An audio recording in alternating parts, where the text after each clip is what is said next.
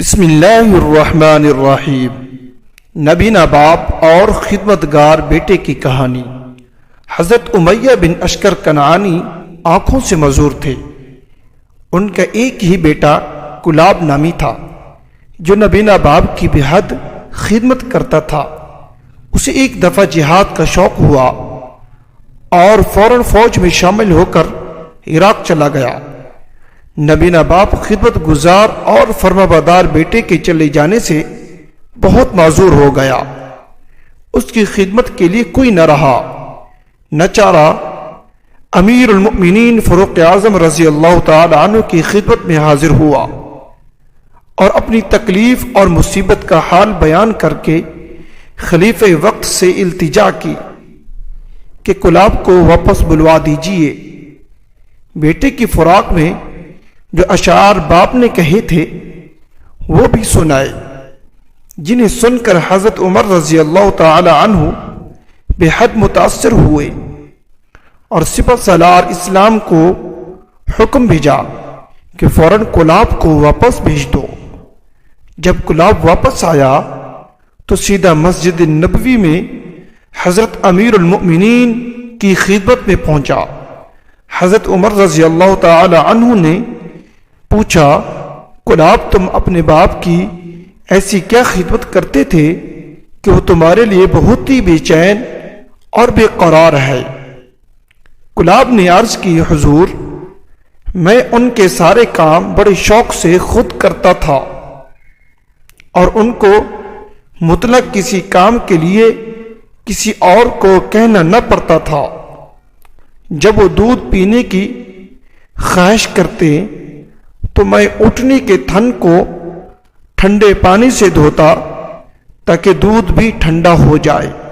دودھ دھونے کے بعد برتن کو صاف کپڑے سے ڈھک کر باپ کے پاس لاتا تاکہ اس میں کوئی مکھی وغیرہ نہ پڑ جائے۔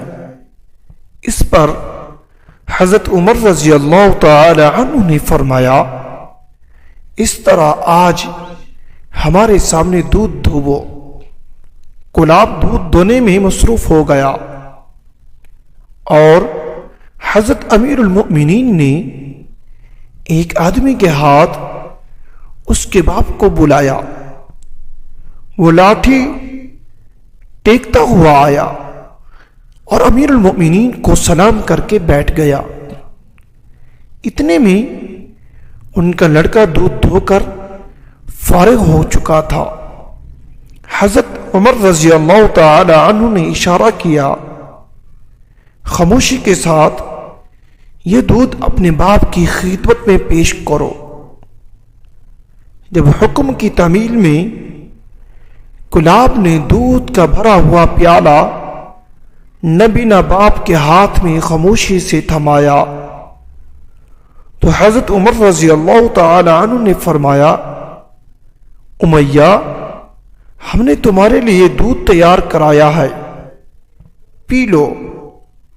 امیہ نے دودھ کا ایک گھونٹ ہی لیا تھا کہ بے اختیار چلا اٹھا، مجھے تو اس دودھ میں سے کلاب کے ہاتھوں کی خوشبو آ رہی ہے۔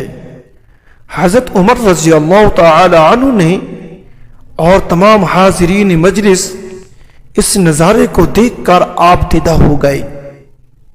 حضرت عمر رضی اللہ تعالی عنہ نے حکم دیا، کلاب اپنے باپ سے ملو، اور کلاب آگے بڑھ کر اپنے باپ سے چمٹ گیا۔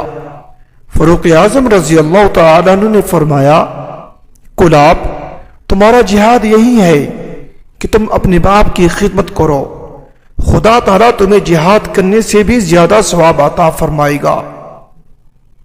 نوٹ: اس پیغام کو دوسروں تک پہنچائیے تاکہ اللہ کسی کی زندگی کو آپ کے ذریعے بدل دے۔